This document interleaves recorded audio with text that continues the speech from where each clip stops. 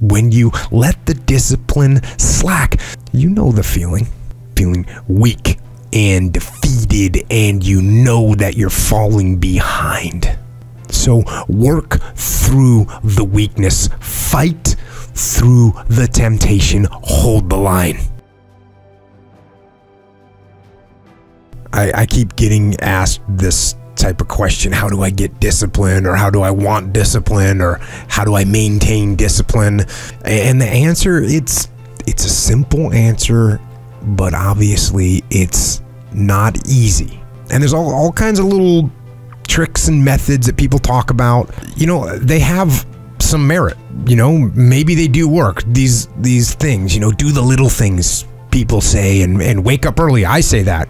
And write things down, and take cold showers, and tell everyone what you're going to do.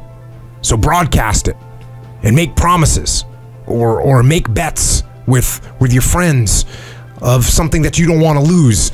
And those things, those ideas, they're cool. I'm sure they're going to have some impact, and if they work for you, that's awesome. But the fact of the matter is that the reason discipline is hard to maintain is because it is hard to maintain.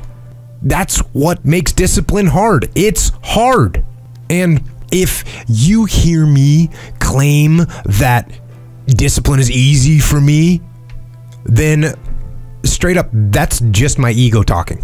That's what that is. Because I'm, unfortunately, just as human as everyone else, and it is work to maintain the discipline. That's what it is. Work, holding the line, maintaining the standard, giving no slack, none. That's the discipline. That's the discipline, and it is hard. And if there's one thing I would say that does make it easier, it's to envision what it feels like when you're done. What it feels like after you've worked out, or you've held the line on your food intake, or you've pushed through some monotonous project that you have to do, and all those things. When they're done, they feel good. And contrary to that, envision what you will feel like later when you let the discipline slack. You know the feeling weak and defeated, and you know that you're falling behind.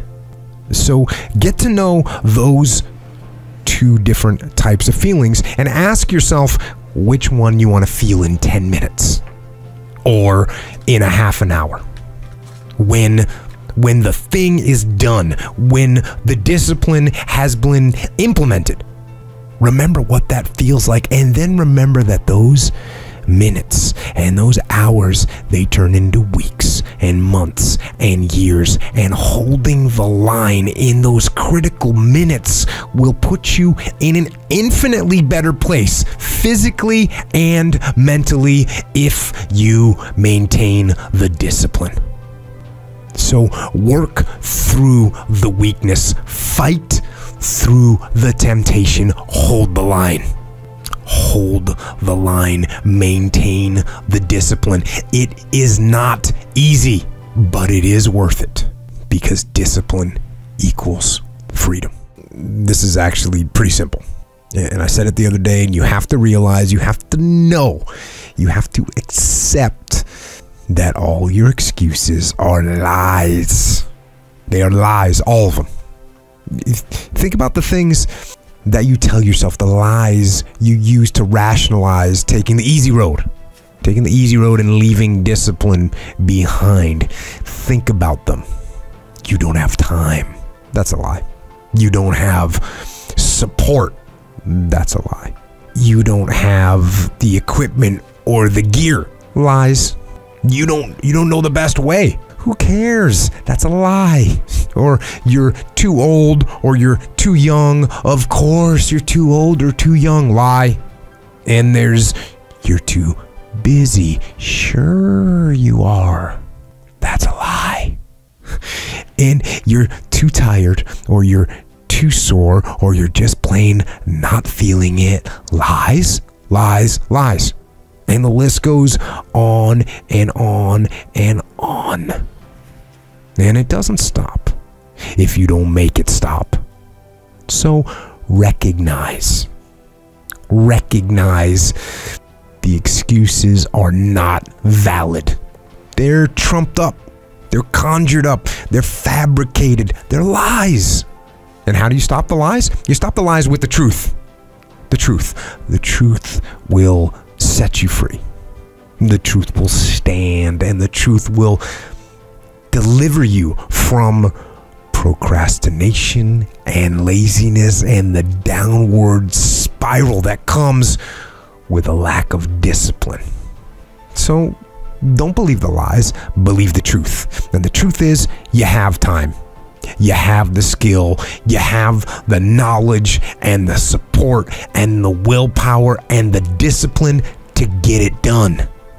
So cast out the lies, burn them down, and listen to the truth, and live the truth, and go out and get it done. When I was a kid, I wanted to be a commando. Like, I don't really remember wanting to do anything else. When I realized that there was that role that you could play in life, that's what I wanted to do. And a lot of my friends in the SEAL teams were the same way. That's what they wanted to do. And as soon as they figured out, like, oh, that exists. Oh, I can do that. And I just have to sign this piece of paper and go do this stuff. And then that's what I'll be. Where does that come from? I was a rebellious kid, right? And I could have easily gone down the path of crime. Like you said, I'm so lucky because I just signed that piece of paper and I saw that I could do something and I could take all that aggression and all that energy and I could do something that was good and positive. And we joke about that in the SEAL teams that many guys, you actually, to be a good SEAL, you sort of have this criminal mindset that you've somehow harnessed and you keep under control most of the time. Yeah. And occasionally it does get out of hand, and we got guys that get in trouble, and that happens. And if we only took guys that would never get in trouble, we wouldn't have anyone in the ranks, really. It was really one of the most rebellious things that I could do was to join the military. It was also a complete breakaway from, you know, family. Oh, okay, I will have no reliance on you. You know, I'm going. You don't have to worry about me anymore. I'm done. I will not rely on anyone else. I will be self-reliant, which I wanted to do. And so I think those are the main things that got me there. And then what's great about it for me was when I got there, you have a completely blank slate, and you have very clear directions of what you need to do to ascend the dominant. You do this, you follow these rules. There's guys that would, guys that would work for me or guys that would be around me, and they'd see me and they'd kind of latch on to the fact that I was tough and aggressive. As I've gotten older, I've been able to tell people that more clearly, like, hey, it's not just about that side of the ultra aggressive. You got to be aggressive. You got to be willing to fight. You got to be willing to kill, and you got to be willing to die. At the same time, you got to be able to temper all those things in such a way that they can be controlled and disciplined.